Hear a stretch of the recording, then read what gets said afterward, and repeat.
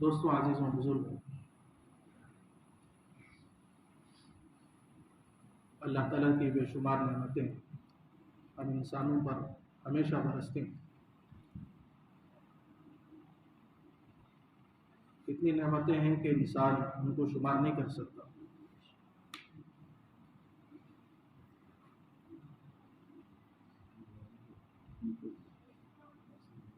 ساری نعمتوں میں سب سے افضل نعمت ایمان ہے، اور ایمان ہی انسان کے نجات کا ایک بنیادی ذریعہ ہے۔ دنیا کے مصائب سے بھی بچنے کا راستہ اللہ نے ایمان میں رکھا ہے، اور آخرت کے مہلک عذابات سے بچنے کا بھی راستہ اللہ نے ایمان میں رکھا ہے۔ اسی لیے فرمایا کہ ایمان یہ صرف بول نہیں ہے بلکہ ایک محنت کا نام ہے۔ آج ہماری سب سے بڑی غلط فہمی یہی ہے کہ ہم نے ایمان کو ایک بول سمجھ لیا ہے کہ جس نے کلمہ پڑھا وہ گویا کہ مسلمان ہو گیا، اور وہ گویا کہ ایمان والا ہو گیا۔ دوستوں، عزیزوں، بزرگوں، ایمان تو ایک محنت کا نام ہے۔ ایمان تو اپنی زندگی کے طور طریقوں کو بدلنے کا نام ہے، حتیٰ کہ اپنے خیالات کو بدلنے کا نام ہے، حتیٰ کہ اپنی فکر اور سوچ کے بدلنے کا نام ایمان ہے، کہ ہماری فکریں اور ہماری سوچ اور ہمارے خیالات وہ سب اللہ کے تابع ہو جائیں۔ یہ اتنی بڑی محنت ہے۔ اسی لیے فرمایا کہ حضور صلی اللہ علیہ وسلم کے زمانے میں سب سے زیادہ ایمان کو سکھایا گیا اور سب سے زیادہ ایمان کو بولا گیا۔ قرآن میں بھی اللہ نے ایمان کا سب سے زیادہ تذکرہ کیا، توحید کا سب سے زیادہ تذکرہ کیا، بغیبات کا سب سے زیادہ تذکرہ کیا، اس لیے کہ یہی اصل چیز ہے، یہی اصل مقصود ہے۔ تو دوستوں، عزیزوں، بزرگوں، حضور صلی اللہ علیہ وسلم کے زمانے میں سب سے زیادہ ایمان کو سکھا گیا ہے اور سب سے زیادہ ایمان کو بولا گیا ہے۔ اور آج ہماری یہ بھی غلط فہمی ہے کہ ہم نے ایمان کو سیکھنا ضروری نہیں سمجھا، ایمان کی محنت کو محنت نہیں سمجھا۔ تو دوستوں، عزیزوں، بزرگوں، ہم ایمان میں کمزور ہو گئے، یقین میں کمزور ہو گئے۔ اور حضور صلی اللہ علیہ وسلم نے سب سے زیادہ ایمان کو سکھایا تھا، تو صحابہ سب سے زیادہ ایمان میں پختہ ہو گئے، جن کی پختگی کا ثبوت اللہ نے قرآن میں دیا کہ صحابہ ایمان میں سب سے گہرے ہیں، اور صحابہ جیسے ایمان کے لانے کا مطالبہ اللہ نے قرآن میں فرمایا پوری امت سے۔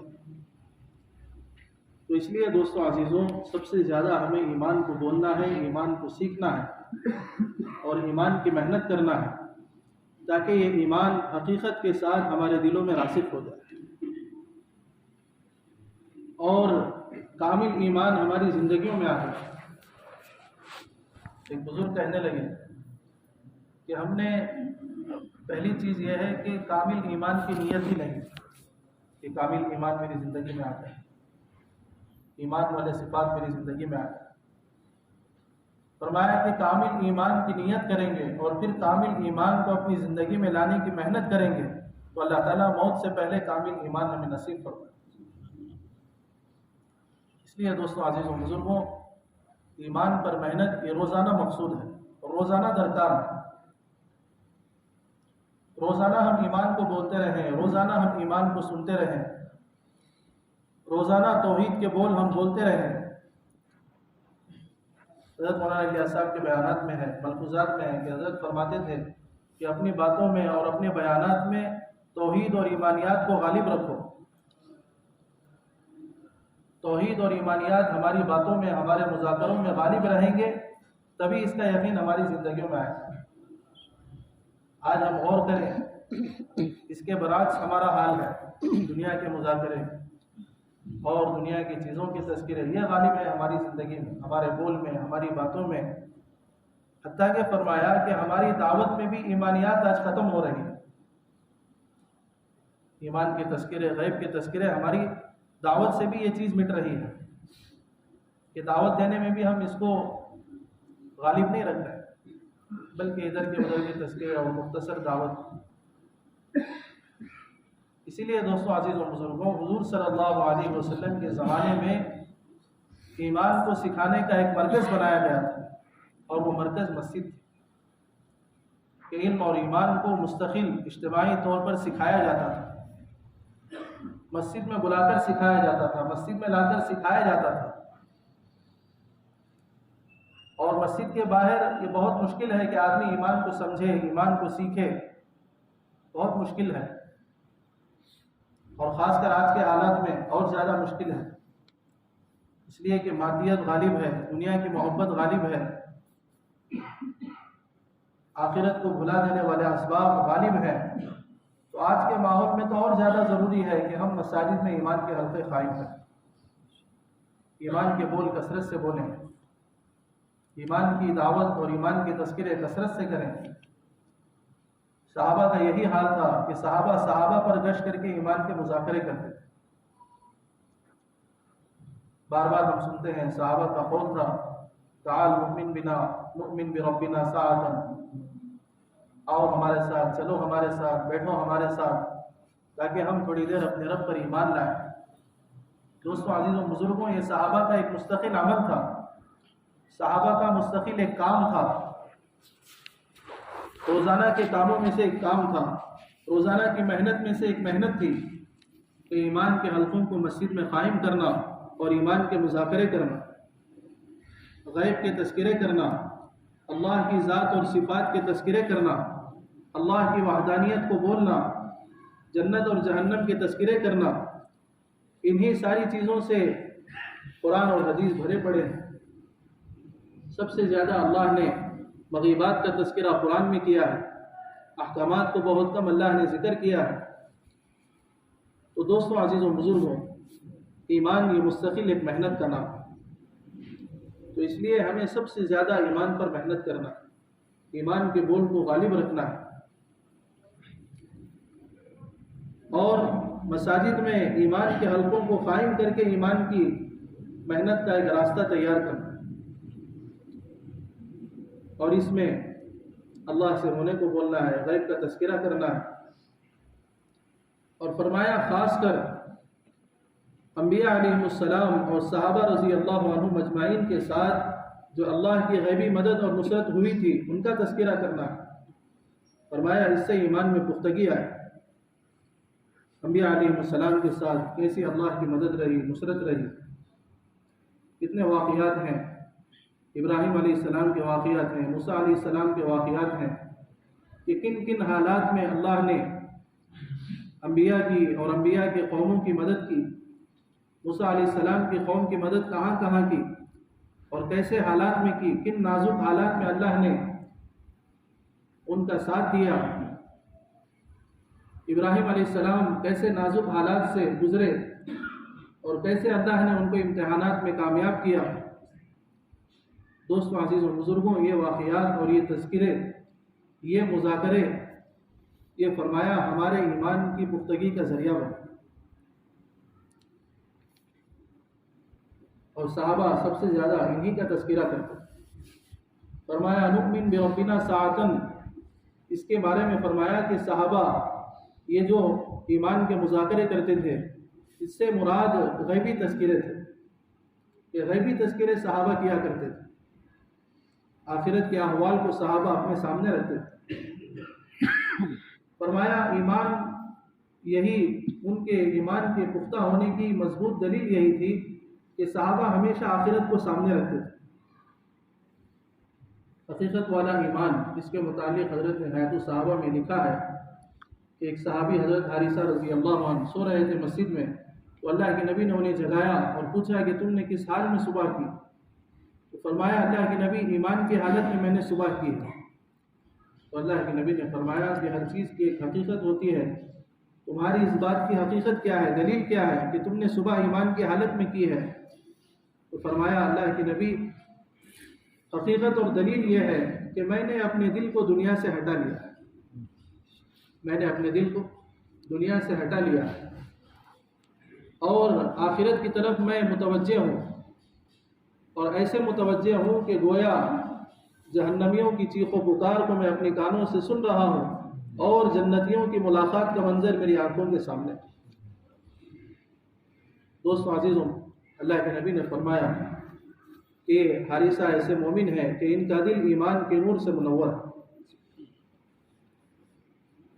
تو دوستو عزیزوں، ایمان کی حقیقت یہی ہے کہ آخرت کا منظر ہمارے سامنے رہے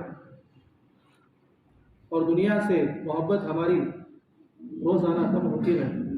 مال کی محبت، جاہ کی محبت، دنیا کے عہدوں کی محبت روزانہ کم ہوتی رہے، اور اللہ کی محبت، آخرت کی محبت، جنت کا شوق یہ روزانہ بڑھتا رہے۔ فرمایا یہی اصل ایمان کی حقیقت ہے۔ دنیا سے ہم روزانہ دور ہوتے رہیں، مال سے ہم روزانہ دور ہوتے رہیں، نقشوں سے ہم روزانہ پیچھے ہٹتے رہیں۔ حضرت رابعہ بصریہ رحمۃ اللہ علیہ، حضرت فضائل اعمال میں لکھا ہے کہ ایک مرتبہ ان کے سامنے دنیا کا تذکرہ ہو رہا تھا برائی کے ساتھ۔ ایک تو دنیا کا تذکرہ ہو اچھائی کے ساتھ، دنیا کے فوائد بتائے جائیں کہ دنیا ایسی ہے، مال ایسا ہے، لیکن چند لوگ بیٹھ کر دنیا کا تذکرہ کر رہے تھے برائی کے ساتھ کہ دنیا اتنی بری ہے، دنیا اتنی گھٹیا ہے۔ تو ان رابعہ بصریہ رحمۃ اللہ علیہ نے کہا کہ دنیا کا تذکرہ برائی کے ساتھ بھی نہ کرو، دنیا کا تذکرہ برائی کے ساتھ بھی نہ کرو۔ اس سے معلوم ہوتا ہے کہ کچھ نہ کچھ دنیا کی اہمیت تمہارے دلوں میں ہے، تبھی تو تم اس کا تذکرہ کر رہے ہو۔ کتنی گہری بات۔ تو دوستو عزیزوں بزرگوں، دنیا کا تذکرہ برائی کے ساتھ بھی نہ ہو، ہم غور کریں۔ پھر آگے فرمایا کہ پاخانے کا تذکرہ کوئی برائی کے ساتھ بھی نہیں کرتا۔ تو فرمایا ایسی حقیقت دنیا کی ہمارے دلوں میں آ جائے، یہ اصل ایمان ہے۔ تو دوستو عزیزوں بزرگوں، دنیا کی محبت میں روزانہ ہم دور ہوتے رہیں، دنیا کی محبت کی کمی ہوتی رہے، مال کی محبت کی کمی ہوتی رہے، اس لیے کہ مال اللہ نے دنیا میں یہ امتحان کے طور پر دیا ہے۔ لکھا ہے فضائل اعمال میں حضرت نے کہ مال کی زیادتی بھی امتحان ہے اور مال کی کمی بھی امتحان ہے۔ مال کی زیادتی بھی یہ امتحان ہے اور مال کی کمی بھی امتحان ہے۔ مال کی زیادتی میں امتحان یہ ہے کہ حاصل کرنے کا طریقہ اور کمانے کا طریقہ اور خرچ کرنے کا طریقہ، اس میں امتحان ہوگا کہ حاصل کیسے کرے گا اور خرچ کہاں کرے گا۔ اس میں اللہ کی طرف سے امتحان ہے، بہت بڑا امتحان، کہ مال کو حاصل کیسے کرے گا، کیا طریقہ ہے، کیا راستہ ہے، کمائی کے کیا ذرائع ہیں، آیا اس میں حرام داخل ہے یا نہیں، مال پاک ہے یا نہیں۔ یہ سب امتحان ہے، اللہ تعالیٰ امتحان لیتے رہتے ہیں مال دے کر۔ اور فرمایا کہ مال کی کمی بھی یہ امتحان ہے کہ مال کی کمی پر صبر کرتا ہے یا پھر شکایت کرتا ہے۔ قرآن میں اللہ نے فرمایا کہ اگر ہم کسی آدمی کو تھوڑا مال دے دیتے ہیں، فَيَقُولُ رَبِّي أَكْرَمَنِ، وہ کہتا ہے اللہ نے مجھے باعزت کر دیا۔ اور اگر اسی آدمی کو ہم تھوڑی سی تکلیف دیتے ہیں یا اس کے مال میں کمی کر دیتے ہیں تو کہتا ہے فَيَقُولُ رَبِّي أَهَانَنِ، کہ اللہ نے مجھے ذلیل کر دیا۔ تو لکھا ہے کتابوں میں نہ مال کی زیادتی باعث فخر ہے اور نہ مال کی کمی باعث اہانت ہے۔ مال کی کمی یہ کوئی اہانت کی چیز نہیں ہے، ذلت کی چیز نہیں ہے، بلکہ اللہ کے نبی نے فرمایا دو چیزیں ایسی ہیں جن کو آدمی ناپسند کرتا ہے لیکن وہ آدمی کے لیے بہت بہتر ہے۔ ایک تو موت، کہ آدمی اس کو ناپسند سمجھتا ہے، پسند نہیں کرتا، حالانکہ بہت سارے فتنوں سے آدمی بچ جاتا ہے۔ اور دوسرا مال کی کمی، آدمی اس کو ناپسند سمجھتا ہے، حالانکہ مال کی کمی اس سے بہت سارے فتنوں کو دور کر دیتی ہے، حساب میں آسانی ہو جاتی ہے۔ اس لیے دوستوں عزیزوں بزرگوں کہ مال کی زیادتی اور مال کی کمی یہ دونوں امتحان کی چیزیں ہیں۔ اللہ امتحان لینا چاہتے ہیں کہ مال کی زیادتی پر اس کے خرچ کرنے کا راستہ کیا ہے اور کمانے کا راستہ کیا ہے۔ فضائل اعمال میں لکھا ہے کہ جب حضور صلی اللہ علیہ وسلم کی پیدائش ہوئی تو پوری دنیا میں ایک ہنگامہ مچا ہوا تھا. ہزاروں سال سے جو آگ جل رہی تھی وہ بجھ گئی. کسریٰ کے محل میں تہلکہ مچ گیا. تو شیطانوں کا جو لشکر تھا وہ بھاگتے ہوئے آئے شیطان کے پاس کہ حضور صلی اللہ علیہ وسلم کی پیدائش ہوئی ہے اور حضور صلی اللہ علیہ وسلم کو جس امت میں بھیجا گیا ہے وہ امت بہت افضل ہے، خیر امت ہے، بڑی فضیلت والی ہے. تو شیطان نے اپنے لشکروں سے کہا کہ جاؤ دیکھو، معلوم کرو کہ ان کے اندر دنیا کی محبت ہے یا نہیں. دنیا کی محبت جو امت ہے، سب سے افضل امت ہے، خیر امت ہے، ان کے اندر دنیا کی محبت ہے یا نہیں، اس کو دیکھ کر آؤ. تو گئے اور جا کر معلوم ہوا کہ دنیا کی محبت ہے. تو انہوں نے آ کر شیطان سے کہا کہ ان کے اندر دنیا کی محبت ہے. تو پھر شیطان نے کہا کہ مجھے اب کوئی پرواہ نہیں، چاہے امت بہت سارے خیر کے کام کرے، مجھے اب کوئی پرواہ نہیں. پھر شیطان نے کہا کہ میں 3 چیزوں میں اس امت کو لگا دوں گا. ایک تو ناجائز کمانے پر لگا دوں گا. دوستو عزیزوں، مال کی اور دنیا کی محبت دل میں آتی ہے تو آدمی جائز اور ناجائز طریقوں میں فرق نہیں کرتا. مال کی حرص میں جائز اور ناجائز طریقوں میں فرق نہیں کرتا. بس جہاں سے بھی آئے، جیسے بھی آئے، مال آنا چاہیے. تو شیطان نے کہا کہ ناجائز کمانے پر لگا دوں گا. اور دوسرا کہا کہ ناجائز خرچ کرنے پر لگا دوں گا.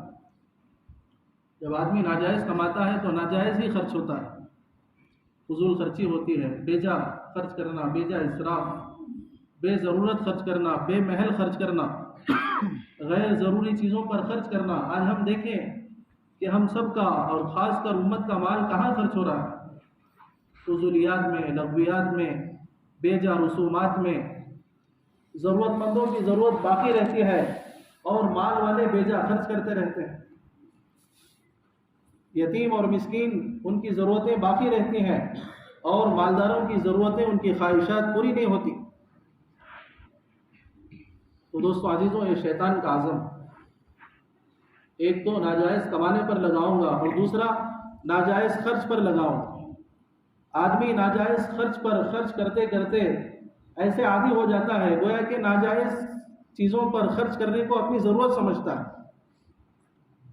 اسراف میں خرچ کرنے کو اپنی ضرورت سمجھ بیٹھتا ہے. نفسانی خواہشات میں خرچ کرنے کو اپنی ضرورت سمجھ جاتا ہے کہ یہاں تو خرچ کرنا ضروری ہے. رسموں میں خرچ کرنا آج انسان ضروری سمجھ گیا. اس لیے دوستوں عزیزوں بزرگوں، یہ بہت غور کرنے کی چیز ہے.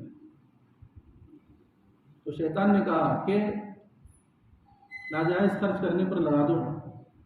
اور تیسرا فرمایا کہ خرچ کرنے کی جگہ میں ان کے اندر بخل پیدا کر دوں کہ جہاں ضرورت ہوگی، جہاں محل ہوگا، وہاں خرچ کرنے پر آدمی بخل کرے.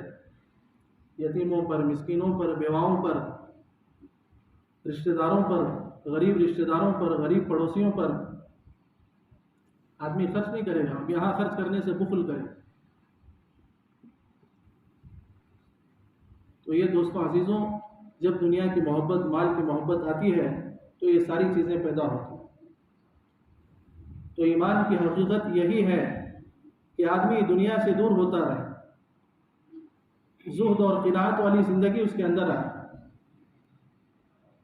زہد اور قناعت کا مطلب یہی لکھا ہے کہ جتنا ہے اس پر آدمی کفایت کرے اور کسی سے سوال نہ کرے، اپنی ضرورت کو کسی کے سامنے نہ رکھے. اسی کا نام قناعت ہے. حضرت شیخ نے یہی لکھا فضائل اعمال میں. اور پھر حدیث بیان فرمائی کہ جو آدمی اپنی ضرورت کو لوگوں کے سامنے پیش کرتا ہے، اللہ اس کی ضرورت کو پورا نہیں کریں گے. اور جو آدمی اپنی ضرورت کو چھپاتا ہے اور اللہ کے سامنے پیش کرتا ہے، اللہ پر ضروری ہے کہ 1 سال کی حلال روزی کا اس کے لیے انتظام کرے. صرف کس پر؟ اپنی ضرورت کو چھپانے پر اور اپنی ضرورت کو اللہ کے سامنے رکھنے پر. اگر ہم لوگوں کے سامنے اپنی ضرورتیں رکھتے رہیں گے تو لکھا ہے کتابوں میں کہ وہ ضرورت پیش آئی ہے مانگا کسی سے، ضرورت پوری ہو گئی، پھر دوسری ضرورت پیش آئی، پھر تیسری ضرورت پیش آئی، تو اللہ تعالیٰ ضرورتوں میں لگا دے گا۔ اگر اللہ کے سامنے اپنی ضرورت کو رکھے گا تو فرمایا اللہ تعالیٰ چیزوں میں برکت دیں گے، غیب سے اس کی ضرورتوں کے پورا کرنے کا انتظام کریں گے۔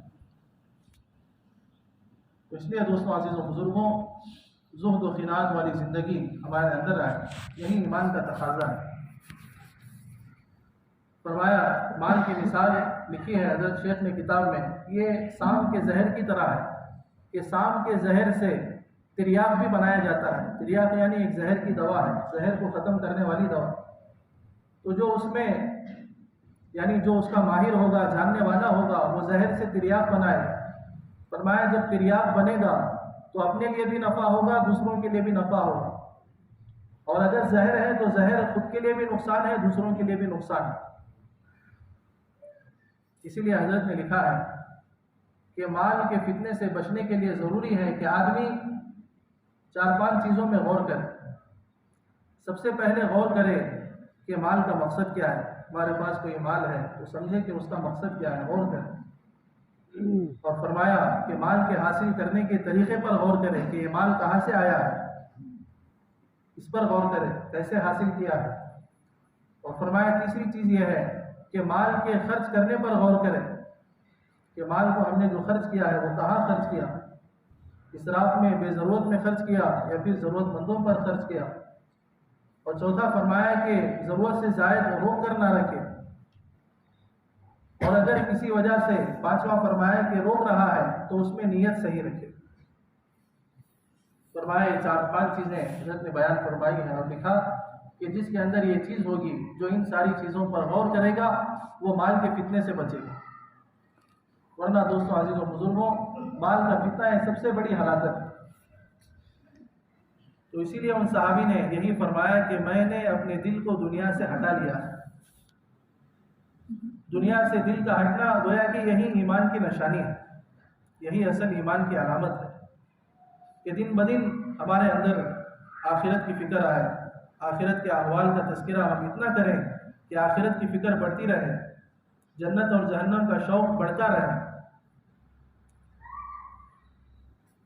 تو دوستوں، عزیزوں، بزرگوں، اس پر محنت کرنا بہت ضروری ہے، اور یہ محنت ہی کے ذریعے سے آتا ہے، بغیر محنت کے کوئی چیز نہیں۔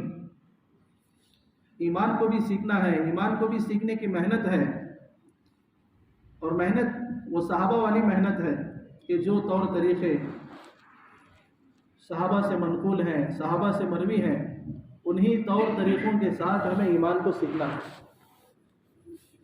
روزانہ ہم مسجد میں ایمان کے حلقے قائم کریں، روزانہ جنت اور جہنم کے تذکرے کریں، تاکہ اس کا یقین ہمارے اندر آئے، اور روزانہ ایمانی صفات پر ہم غور کریں کہ وہ کون سے صفات ہیں جن کے ذریعے سے ایمان ہماری زندگیوں میں آتا ہے، ایمان پر ہم باقی رہتے ہیں۔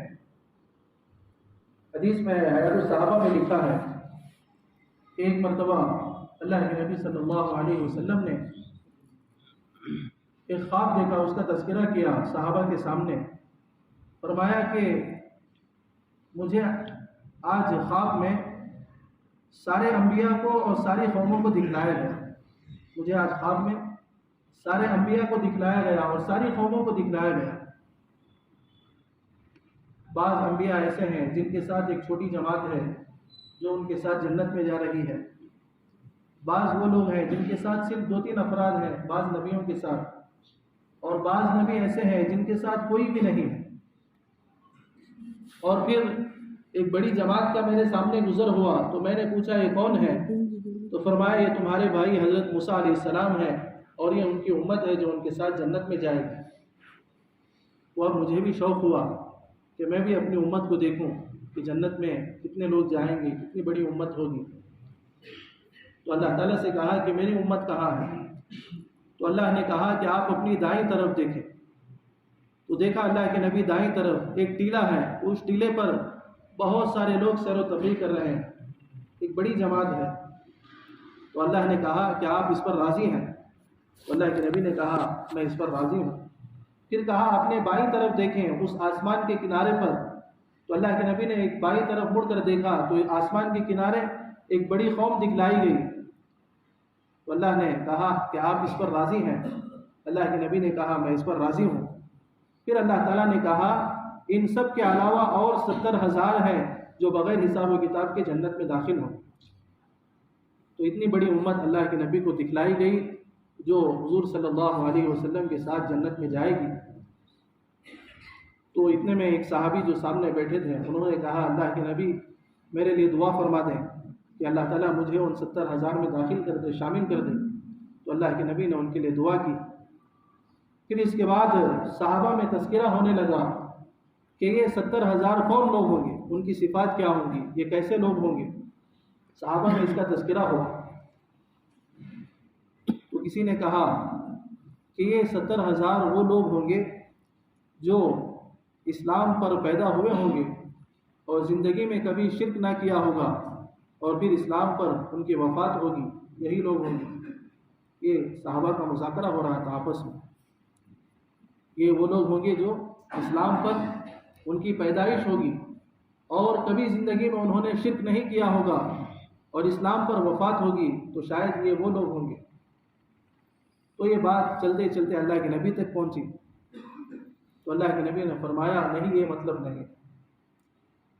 جو 70,000 بغیر حساب و کتاب کی جنت میں داخل ہوں گے یہ وہ لوگ نہیں ہیں جو اسلام پر پیدا ہوں گے اور زندگی میں کبھی شرک نہیں کیا، بلکہ اللہ کے نبی نے فرمایا یہ وہ لوگ ہوں گے جنہوں نے کبھی زندگی میں جھاڑ پھونک نہیں کی ہو، منتر نہیں پڑا ہوگا. اور فرمایا یہ وہ لوگ ہوں گے جو کبھی بدفعلی نہیں کریں. اور فرمایا یہ وہ لوگ ہوں گے جو اللہ پر توکل کرتے ہیں. تو دوستو عزیزوں یہ چیز ہے. فرمایا یہ اصل ایمان ہے. ایمان کو اللہ کے نبی نے سکھلایا ہے کہ جو کبھی جھاڑ پھونک نہ کرے، منتر نہ پڑھے. آج ہم دیکھیں کہ کتنے لوگوں کا حال ایسا ہے جو جھاڑ پھونک پر یقین رکھتے ہیں، منتر پڑھتے ہیں. حتیٰ کہ ہماری بعض عورتوں کو دیکھا گیا کہ مندروں میں جا کر پھونکواتی ہیں، جھاڑ پھونک کرتی ہیں. بد فعلی کرنا، نیک فعل بد فعل نکالنا. اور اسی طرح فرمایا اللہ کے نبی نے توکل کرنا، اللہ پر بھروسہ کرنا. لکھا ہے کتابوں میں کہ توحید کا ثمرہ توکل ہے، کہ جس کے اندر جتنی پختی توحید ہوگی اتنا اس کے اندر توکل ہوگا. اور اگر توحید میں کمزور ہیں تو اللہ پر بھروسہ کرنے میں بھی کمزور ہوں، اللہ پر اعتماد میں بھی کمی ہوگی. اسی لیے دوستو عزیز و بزرگوں، قرآن میں اللہ نے جگہ جگہ اللہ پر اعتماد کرنے کو بتایا کہ اللہ پر اعتماد کرو. اللہ ہی کارساز ہے، کام بنانے والے اللہ ہیں، نفع دینے والے اللہ ہی ہیں. شکلوں میں رکھ کر نفع دیں یا بغیر شکلوں کے نفع دیں، یہ سب اللہ ہی کے اختیار میں ہے.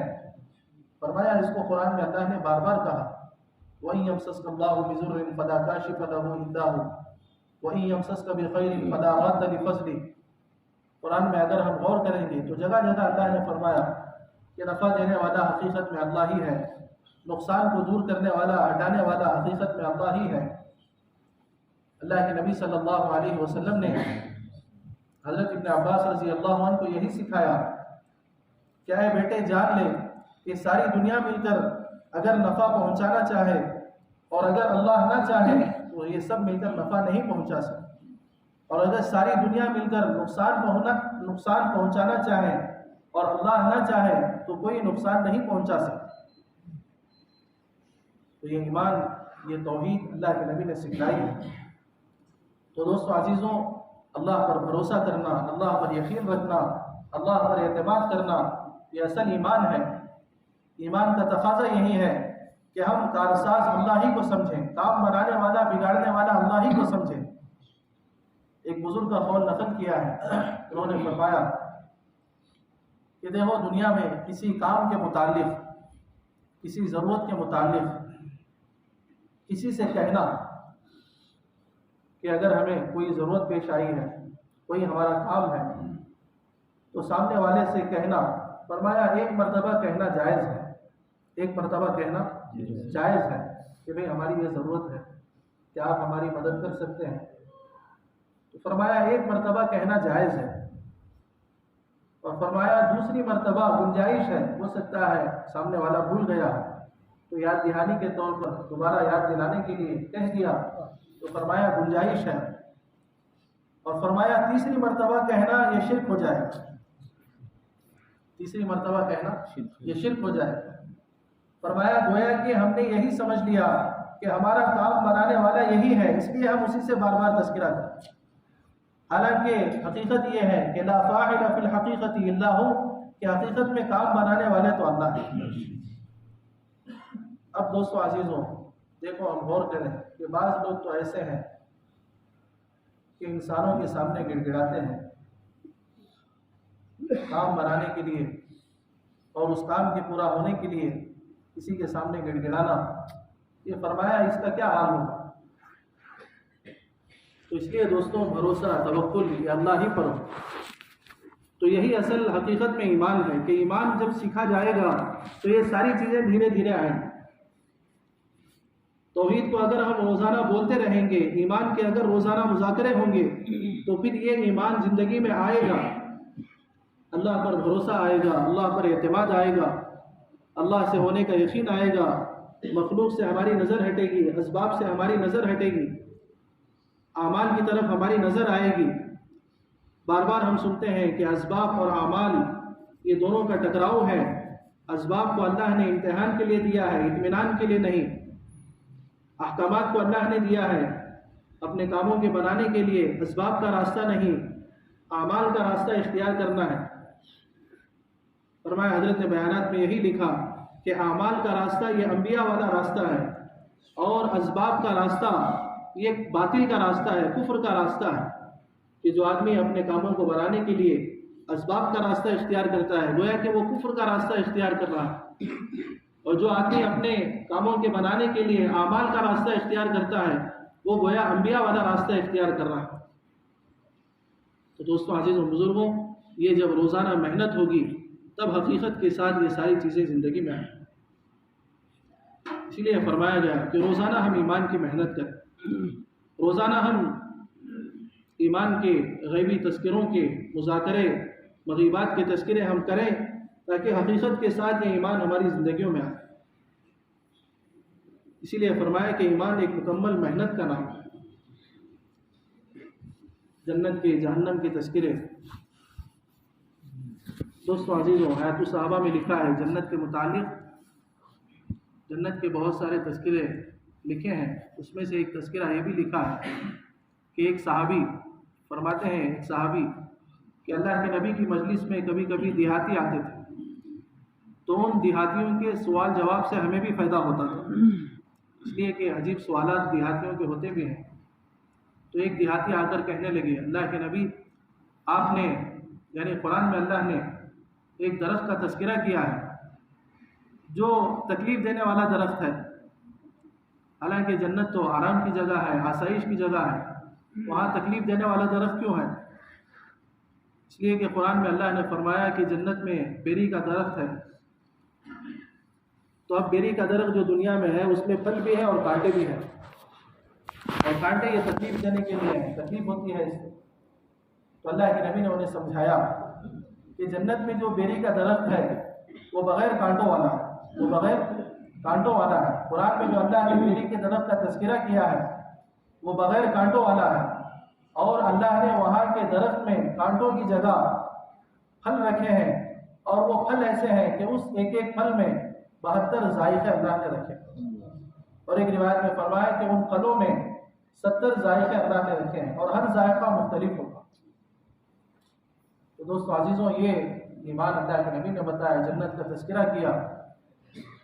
تو دوستو عزیزوں، یہ تذکرے، یہ مذاکرے جتنا ہمارے درمیان ہوں گے اتنا ہمارے اندر جنت کا شوق آئے گا، جہنم سے بچنے کا ایک خوف آئے گا۔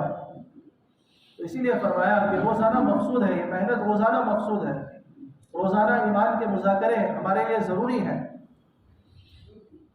حضرت مولانا سعید احمد خان صاحب نے لکھا ہے کتاب میں کہ حضور صلی اللہ علیہ وسلم نے دین کو سکھانے کے کچھ بنیادی اصول قائم کیے تھے اپنے زمانے میں۔ حضور صلی اللہ علیہ وسلم کے زمانے میں دین کو سیکھنے سکھانے کے اعتبار سے کچھ بنیادی اصول تھے۔ حضرت نے لکھا کہ جب تک امت ان بنیادی اصول پر قائم رہی 100% دین امت میں زندہ رہا اور 100% دین امت تک پہنچتا رہا۔ ایک تو دین زندہ بھی تھا اور دین پہنچتا بھی تھا دوسروں تک۔ پھر جیسے جیسے زمانہ اللہ کے نبی سے دور ہوتا گیا تو مختلف شکلیں آ گئیں، اور ان شکلوں میں لوگ پڑ گئے، انہی شکلوں کو اصل اصول سمجھ لیا۔ تو حضرت نے لکھا کہ نقصان یہ ہوا کہ 100% دین امت سے پہلے ختم ہو گیا، اور امت تک دین جو پہنچتا تھا وہ پہنچنے کا راستہ بھی بند ہو گیا۔ تو حضرت نے پہلی بات یہ لکھی ہے کہ بنیادی اصول، پہلا اصول یہ تھا کہ حضور صلی اللہ علیہ وسلم نے ہر امتی کو داعی بنایا تھا، ہر امتی کو داعی بنایا تھا کہ صحابہ، ہر صحابی وہ داعی تھے، جو بھی بات اللہ کے نبی سے سنتے اس کو فوراً دعوت میں لاتے اور عمل میں لاتے تھے۔ اسی لیے دوستوں، عزیز و بزرگوں، کہا گیا کہ دعوت اور عمل یہ دو الگ الگ چیز ہیں، دعوت اور عمل یہ دو الگ الگ چیز ہیں، اور قرآن میں بھی اللہ نے دعوت کا اور عمل کا الگ الگ تذکرہ کیا ہے۔ اسی لیے کہا گیا ہے، حضرت کے بیانات میں ہے اور اللہ کے نبی صلی اللہ علیہ وسلم کی خود حدیث ہے کہ کوئی آدمی یہ کہہ کر بری نہیں ہو سکتا کہ میں تو عمل کرنے والا، یہ کہہ کر کوئی آدمی اپنی ذمہ داری سے بری نہیں ہو سکتا، اس لیے کہ اللہ کے نبی کی حدیث میں ہے کہ جب اللہ کا عذاب آئے گا تو یہ عمل کرنے والے اور عمل نہ کرنے والوں کو شامل ہوگا۔ حضرت زینب رضی اللہ عنہ کی حدیث ہے، ام المؤمنین زینب رضی اللہ عنہ نے اللہ کے نبی سے یہی پوچھا، اللہ کے نبی کیا جب اللہ کا عذاب آئے گا تو نیک لوگ بھی اس میں ہلاک ہو جائیں گے؟ تو اللہ کے نبی نے یہی فرمایا کہ اگر خباثت غالب آ گئی تو اللہ کا عذاب سب کو شامل ہوگا۔ تو اس لیے دوستوں، عزیز و بزرگوں، حضور صلی اللہ علیہ وسلم نے ہر امتی کو داعی بنایا، تو یہ مستقل ایک ذمہ داری تھی، دعوت یہ مستقل ایک ذمہ داری تھی، اور صحابہ اس ذمہ داری کو بخوبی نبھاتے تھے، ہر بات اللہ کے نبی کی امت تک پہنچاتے تھے، تو جس کی وجہ سے 100% دین اپنی زندگی میں بھی زندہ تھا اور دین دوسروں تک پہنچ رہا تھا۔ اس کے بعد فرمایا دوسرا بنیادی اصول یہ تھا حضور صلی اللہ علیہ وسلم کے زمانے میں کہ دین کے سیکھنے سکھانے کا مرکز وہ مسجد تھا، دین کے سیکھنے سکھانے کا مرکز وہ مسجد تھا، کہ مسجد کے ذریعے سے سارے مسائل حل کیے جاتے تھے، مسجد میں سب کو لا کر دین سکھایا جاتا تھا۔ اور فرمایا اللہ کے نبی کے زمانے میں مسجد سے ہٹ کر کوئی مستقل عمارت دین کے سیکھنے سکھانے کے اعتبار سے نہیں، کہ بھئی فلاں عمارت ہے، فلاں جگہ ہے، وہاں دین آپ کو سکھایا جائے گا۔ فرمایا سب کے سب کو دین سکھایا جاتا تھا مسجد میں۔ اور لکھا ہے حضرت نے کہ 3 قسم کے آدمی اس زمانے میں مسجد کو وقت دیتے تھے۔ ایک تو اصحاب صفہ تھے، جو مستقل مسجد میں پڑے رہتے تھے۔ اصحاب صفہ اللہ کے نبی کے مہمان ہوتے تھے، کہیں اللہ کے نبی کے پاس سے کچھ سامان آتا، اللہ کے نبی ان کو پہنچاتے، ان کے کھلانے کا انتظام کرتے، اور کبھی کچھ نہیں ملا تو فاقوں کے ساتھ ان کی زندگی گزرتی، لیکن اللہ کے نبی کی مجلس میں رہتے، مسجد میں رہتے، دین بھی سیکھتے تھے اور دین سکھاتے بھی تھے۔ اور فرمایا دوسری جماعت مہاجرین کی تھی، جو مستقل مسجد کو وقت دیتی، اور فرمایا تیسری جماعت انصار کی تھی، جو مستقل مسجد کو وقت دیتے۔ اور دوستوں، عزیز و بزرگوں، اپنے اوقات کو بانٹ کر مسجد میں دیتے تھے۔ مہاجرین تجارت میں ہیں تو 2 صحابی اگر کسی تجارت میں ہیں تو یہ کہتا کہ آج میں تجارت میں رہوں گا، آپ مسجد میں رہیں گے، کل آپ تجارت میں آ جائیں، میں مسجد میں رہوں گا، اس طرح بانٹ کر۔ اسی طرح انصار بھی اپنے کھیت کے لیے وقت کو بانٹ کر مسجد میں بھی دیتے تھے، کہ آج کوئی صحابی کھیتی میں ہے تو ان کا دوسرا ساتھی مسجد میں ہوتا، اور جو مسجد میں تھا وہ کل کھیت میں آتا اور یہ مسجد میں چلے جاتے۔ تو اس طرح فرمایا ہر آدمی کا ایک وقت دینا مسجد کے لیے طے تھا، ہر آدمی کا وقت مسجد میں لگتا تھا، ہر آدمی کی یہ ترتیب بنی ہوئی تھی، ہر صحابی کی ترتیب بنی ہوئی تھی۔ کوئی صبح میں مسجد کو وقت دے رہے، کوئی شام میں دے رہے، کوئی صبح کو دے رہے، کوئی شام میں دے رہے، کوئی دن میں دے رہے، کوئی آج دے رہے تو کوئی کل دے رہے۔ دوستو، عزیز و بزرگوں، اس طرح مسجد کو وقت دینے کی ترتیب بنی ہوئی تھی، تو ہر آدمی کے لیے سیکھنا سکھانا آسان تھا، کوئی بھی آدمی سیکھنے سکھانے سے محروم نہیں تھا، جو بات سیکھی جاتی اس کو سکھائی جاتی تھی۔ یہ جو مسجد میں رہتے وہ جو بات سیکھ کر آتے ان کو جا کر وہاں سکھاتے۔ تو فرمایا اس طرح مستقل ایک نظام، ایک اصول اللہ کے نبی نے بنا دیا، جس کی وجہ سے ہر ایک کے لیے مسجد کو وقت دینا اس زمانے میں آسان تھا، اور مسجد سے دین کو حاصل کرنا آسان تھا۔ اور یہی صحابہ کا بھی مزاج تھا کہ اللہ کے نبی صلی اللہ علیہ وسلم کے بعد والے زمانے میں جہاں جہاں صحابہ کو بھیجا گیا علاقوں میں، ملکوں میں، وہاں بھی جا کر صحابہ نے یہی ترتیب بنائی، مسجد کو اپنا اصل مرکز بنایا کہ مسجد میں گئے، مسجد میں اپنا ٹھکانہ بنایا اور مسجد میں اپنے حلقے قائم کیے، اور پھر وہاں لوگوں کو قاضی بھی بنایا، مفتی بھی بنایا، وکیل بھی بنایا۔ تو دوستو عزیز و بزرگوں، یہی اصل چیز ہے کہ جب تک ہم مسجد کے وقت کو فارغ نہیں کریں گے، علم اور ایمان کو سیکھنا ہمارے لیے نصیب نہیں ہو۔ علم اور ایمان کے سیکھنے میں ہم کمزور رہیں، اس لیے بہت ضروری ہے کہ ہم یہ روزانہ طے کریں۔ حضرت کے بیانات میں لکھا ہے کہ روزانہ 8-8 گھنٹے، 10-10 گھنٹے، 12-12 گھنٹے تک ہم روزانہ مسجد کو وقت دیں اور علم اور ایمان کو ہم سیکھیں۔ ایمان کے حلقے، علم کے حلقے، دعوت کے حلقے، قرآن کے حلقے مستقل۔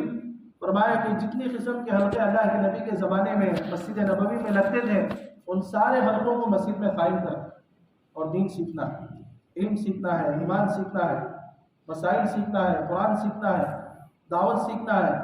یہ سب حلقے ہمارے مسجدوں میں قائم ہو جائیں۔ تو دوستو عزیزوں، جب تک ہم یہ نیت نہیں کریں گے، اس وقت تک یہ علم اور یہ ایمان حقیقت کے ساتھ ہماری دلوں میں نہیں آئے، ہماری زندگیوں میں نہیں آئے۔ اس لیے علم اور ایمان کو سیکھنے کے لیے مسجد کو وقت دینا ضروری ہے۔ مسجد کے لیے ہم روزانہ وقت طے کریں کہ یہ ہمارا وقت مسجد کے لیے ہے، یہ ہمارا وقت تجارت کے لیے ہے، یہ ہمارا وقت اپنے گھر کی ضرورت کے لیے ہے، اپنی ذاتی ضرورت کے لیے ہے۔ فرمایا، حضرت نے لکھا ہے کہ اپنے اندر کے کفر اور باطل کو ختم کرنے کے لیے، باہر کے کفر اور باطل کو ختم کرنے کے لیے اعمال مسجد کے علاوہ اور کوئی راستہ نہیں، اعمال مساجد کے علاوہ اور کوئی راستہ ہی نہیں ہے کہ جس سے دنیا کا باطل ختم ہو، دنیا کی بے دینی ختم ہو، اپنے اندر کا کفر اور شرک ختم ہو، اپنے اندر کا باطل نکلے۔ دوستو عزیزوں، اعمال مساجد ہی ایک بنیادی چیز ہے۔ اسی لیے حضرت نے لکھا کہ اعمال مساجد کو اپنی زندگی کا جز بناؤ، اعمال مساجد کو اپنی ایک عادت اور ضرورت بناؤ۔ جیسے ہماری مختلف عادتیں ہوتی ہیں، مختلف ہماری ضرورتیں ہوتی ہیں جن کے ہم عادی ہو جاتے ہیں، ان کے بغیر ہمارا جینا مشکل ہو جاتا ہے۔ تو ایسے ہی فرمایا، مسجد کو وقت دینا یہ بھی ہمارے لیے ایک عادت سی بن جائے، یہ بھی ہمارے لیے ایک ضرورت بن جائے کہ ہم روزانہ ہم مسجد کو وقت دینے والے ہیں۔ دوستو عزیزو، اگر حقیقت کے ساتھ روزانہ مسجد کو وقت دیا جائے گا، روزانہ اگر ہم مسجد کو وقت دیتے رہیں گے، تو پھر ہماری زندگی میں ترقی ہوگی، ایمان میں پختگی آئے گی، علم میں پختگی آئے گی، دین میں پختگی آئے گی۔ تو فرمایا، یہ دوسرا بنیادی اصول تھا اللہ کے نبی کے زمانے میں کہ اللہ کے نبی کے زمانے میں ہر ایک آدمی کا وقت مسجد کے لیے طے ہے۔ اور فرمایا، تیسرا بنیادی اصول یہ تھا کہ ہر آدمی کو اپنے ماتحت کو دین سکھانے کا ذمہ دار بنایا گیا تھا۔ اگر کوئی صحابی مرد مسجد کو وقت دے رہے تو جو کچھ ان کو سکھایا گیا ہے ان پر مستقل اب ذمہ داری ڈالی جاتی کہ آپ اپنے ماتحتوں کو بھی دین سکھائیں۔ اسی لیے فرمایا، اس زمانے میں ماتحتوں میں غلام ہوتے تھے اور ماتحتوں میں عورتیں ہوتی تھیں اور بچے ہوتے تھے، اور فرمایا ان سب تک دین کامل طریقے پر پہنچتا تھا۔ بچوں کے اندر بھی دین ہے، ایمان ہے، مضبوط ہے، عورتوں کا ایمان اور دین مضبوط ہے، حتیٰ کہ غلاموں کا یقین بھی بنا ہوا تھا، باندیوں کا یقین بنا ہوا تھا۔ غلام اور باندیاں یہ بھی ایمان اور علم میں مردوں کے مقابل ہوتی تھی، صحابہ کے مقابل ہوتی تھی۔ ایسا پختہ ایمان غلاموں کا، باندیوں کا، عورتوں کا، مردوں کا، سب کا بنا ہوا تھا، اس لیے کہ ایک ذمہ داری ڈالی گئی تھی صحابہ کہ آپ کے جو بھی ماتحت ہیں ان تک یہ سارا دین آپ کو پہنچانا ہے۔ تو دوستو عزیز و بزرگوں، یہ بھی ایک بنیادی اصول ہے۔ اسی لیے فرمایا کہ گھر کی تعلیم کے ذریعے سے یہی مقصود ہے کہ اپنے ماتحتوں تک ہمارا یہ دین کامل طریقے پر پہنچے۔ گھر کے جو بنیادی اعمال، اعمال دعوت، 5 اعمال کے ساتھ تعلیم، اس کا بنیادی مقصد یہی ہے کہ ماتحتوں تک دین پہنچ جائے۔ اس لیے کہ اللہ نے کہا وہ انفسکم و اہلیکم نارا، کہ اپنے آپ کو اور اپنے اہل و عیال کو، اپنے ماتحتوں کو جہنم کی آگ سے بچائے۔ اور فرمایا جہنم کی آگ سے بچانے کا مطلب یہ ہے کہ دین سکھانا ہے، دین ان کو جہنم کی آگ سے بچائے۔ اس لیے دوستو عزیز و بزرگوں، 2 چیزیں اس وقت سب سے زیادہ ضروری ہیں۔ ایک تو ہم اپنے مردوں کے لیے یہ ہے کہ ہم روزانہ اپنی مسجد کے لیے وقت طے کریں، اس سے ہمارے ایمان میں، ہمارے علم میں، ہمارے اعمال میں ترقی ہو۔ اور فرمایا دوسرا، اپنے ماتحتوں کو دین پہنچانے کی ذمہ داری ادا کرنے کے لیے گھر کی تعلیم، کہ روزانہ ہم اپنی گھر کی تعلیم طے کریں۔ یہ 2 راستے، یہ 2 بنیادی راستے ہیں دین کے اپنی زندگی میں آنے۔ کہ سب سے پہلے ہمارا وقت مسجد میں لگے، اپنی ضرورت سے، اپنی ضروریات سے فارغ ہو کر ہم روزانہ ایک وقت طے کر لیں، صبح میں، شام میں، دوپہر میں۔ دوستو عزیزوں، اگر سب کا مختلف وقت طے ہوگا تو ہماری مسجدیں 24 گھنٹے آباد ہوں۔ کسی کا ظہر میں وقت ہوگا، کسی کا عصر میں ہوگا، کسی کا شام میں ہوگا، کسی کا صبح میں ہوگا۔ 24 گھنٹے مسجد میں اعمال کی ترتیب بن جائے، 24 گھنٹے ہماری مسجدیں آباد ہو جائیں۔ اور فرمایا جہاں کی مسجدیں آباد ہوں گی وہاں اللہ تعالیٰ خیر و برکت نازل فرمائے، وہاں کے محلوں میں آبادی ہوگی، وہاں دین کی شکلوں میں، یعنی جو بے دینی کے راستے ہیں وہ بھی ختم ہوں گے، محلوں میں دینداری آئے گی، اور دین کی برکت سے اللہ تعالیٰ رحمتوں کو، برکتوں کو نازل فرمائے۔ تو اس لیے دوستو عزیز و بزرگوں، سب سے پہلے اپنی ذات سے طے کریں کہ ہمیں روزانہ مسجد کو وقت دیں، اور فرمایا دوسرا، اپنے ماتحتوں تک دین پہنچانے کے لیے گھر کی تعلیم کا راستہ، کہ روزانہ گھر کی تعلیم پابندی سے ہو، کہ اس میں قرآن کے حلقے لگائے جائیں، حدیث کے حلقے لگائے جائیں، روزانہ حدیث کا مذاکرہ ہو، اور روزانہ صفات کا مذاکرہ ہو، روزانہ تشکیل کا ماحول ہو، اور روزانہ مشورہ ہو۔ فرمایا یہ بنیادی اصول تھا اللہ کے نبی صلی اللہ علیہ وسلم کے زمانے میں۔ اور اسی طرح چوتھا ایک اصول لکھا ہے حضرت نے، چوتھا اصول حضور صلی اللہ علیہ وسلم کے زمانے میں یہ تھا کہ سب سے پہلے ایمانیات، اس کے بعد اخلاقیات کو سکھایا جاتا تھا۔ تو فرمایا سیکھنے سکھانے میں ایمان مقدم ہے، اس کے بعد اخلاق مقدم ہے۔ دوستو عزیز و بزرگوں، ایمان کو سکھایا گیا، ایمان بنا، اخلاق کو سکھایا گیا، اخلاق ایسے بنے کہ گویا ایک دوسرے پر جان دینے والے بنے صحابہ کے اخلاق ہی کے ذریعے سے لوگ ایمان میں داخل ہوتے ہیں۔ ملکوں کے ملک جو فتح ہوئے ہیں وہ صحابہ کے اخلاق کی بنیاد پر فتح ہوئے۔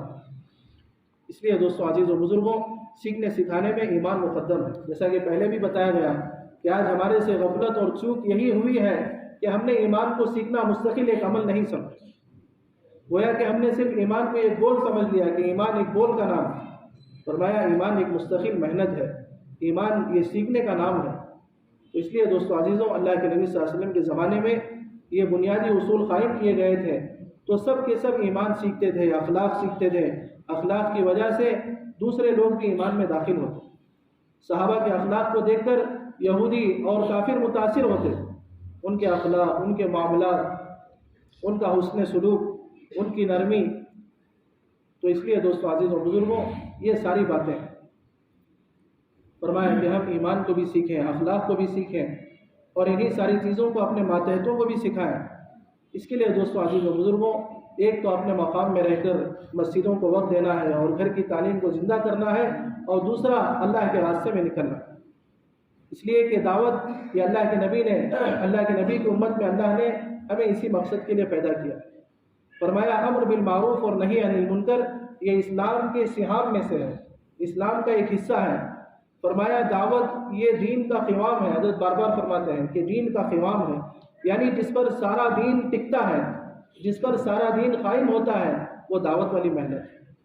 مثال دے کر حضرت فرماتے ہیں کہ دیکھو چکی کے 2 پارٹ ہوتے ہیں، اور ان 2 پارٹوں کے درمیان ایک لکڑی ہوتی ہے جو ان 2 پارٹوں کو روک کر رکھتی ہے۔ تو فرمایا دعوت کی مثال اس لکڑی کی طرح کہ جب تک وہ لکڑی ہے، چکی کے 2 پارٹ ہیں، اور 2 پارٹ ہیں تو چکی میں پیستا رہے گا، آٹا بھی پیسے گا، ساری چیزیں پیسے گی۔ اور جب وہ لکڑی ہٹ جائے گی تو وہ پارٹ الگ ہو جائے اور پھر پیسنا مشکل ہو جائے۔ اس لیے دوستو عزیز و بزرگوں، دعوت ایک بنیادی فریضہ، دعوت ایک بنیادی فریضہ۔ اسی لیے فرمایا گیا کہ ہم روزانہ دعوت میں اپنے آپ کو لگائیں، اللہ کے راستے میں نکلیں۔ خروج یہ امت کا بنیادی مقصد ہے۔ فرمایا آج 2 چیزوں کی وجہ سے، لکھا ہے کتابوں میں، 2 چیزوں کی وجہ سے آدمی اللہ کے راستے میں نکلنے سے پیچھے ہٹ گیا۔ فرمایا حب الدنیا و کراہیت الموت، دنیا کی محبت اور موت کو ناپسند کرنا، ان 2 چیزوں کی وجہ سے آدمی آج دنیا میں لگا ہے اور اللہ کے راستے میں نکلنے سے پیچھے۔ اور صحابہ کے بارے میں لکھا کہ یہ 2 چیزیں صحابہ کے اندر تھی کہ دنیا کی نفرت تھی اور موت کو پسند کرتی۔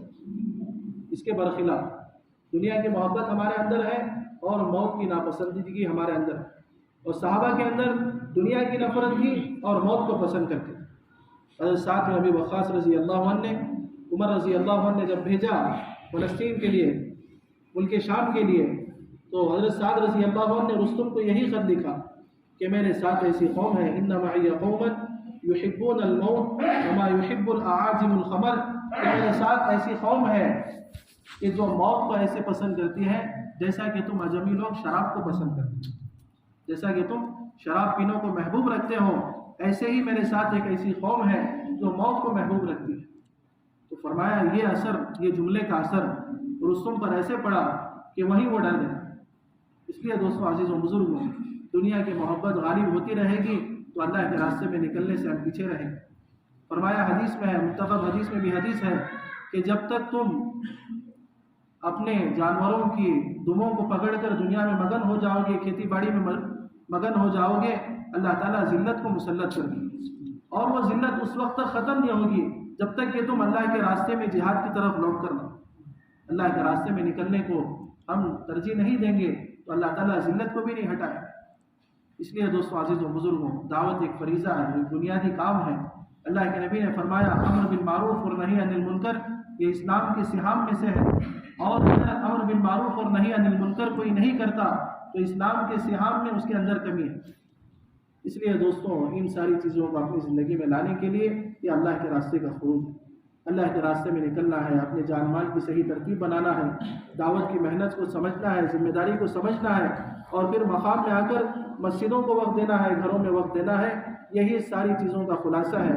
اس کے لیے ہمت کرے، ارادہ کرے کہ اللہ کے راستے میں کون کون نکلے۔